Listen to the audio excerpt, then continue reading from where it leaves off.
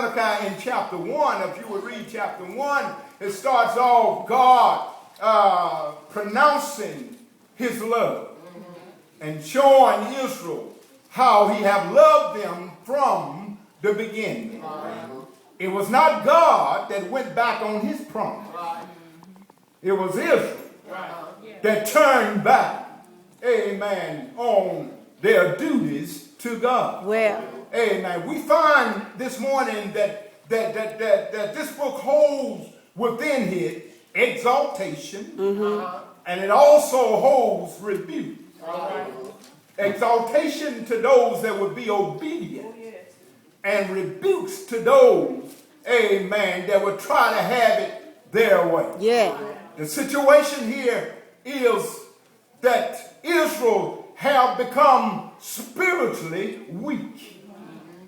And because of their treatment of God, they are going through something. We're looking at the nation of Israel as they come out of Babylon from the Assyrian captivity. And there's a small remnant. And Malachi, in essence, is helping Nehemiah out. Nehemiah built the wall because the people have a mind to work. And Malachi is dealing more with their spiritual condition. And we see that they have a spiritual weakness. One writer put it this way: there's a spiritual depletement.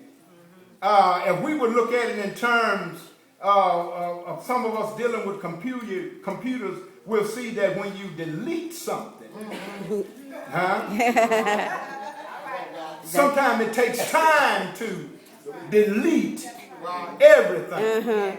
This word depletement means the same as delete. And what you're trying to say, preacher, well, they didn't get there overnight. They didn't get in their spiritual depletement overnight. It came a little bit at a time. They started calling right wrong a little bit at a time.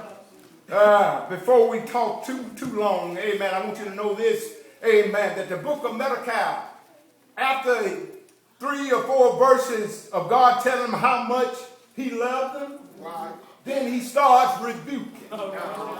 And guess who on the list first? The priest. He's rebuking them for allowing any and everything to go on.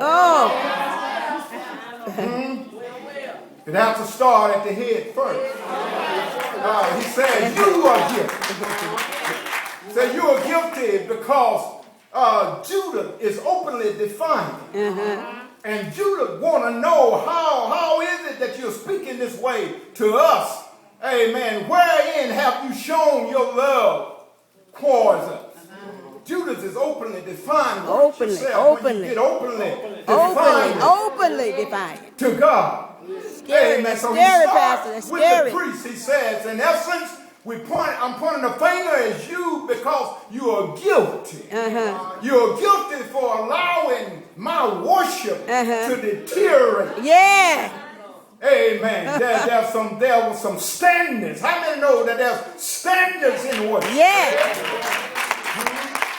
There's biblical principle that governs, amen, the way of worship. Yeah. And to the priest it says you are guilty because you knew that I required, amen, when they brought sacrifice.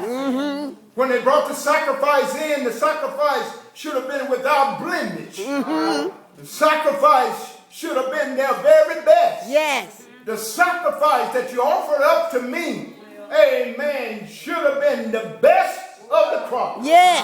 But you allowed folks Oh my God. to bring in blind animals, sick. Lord help him. And you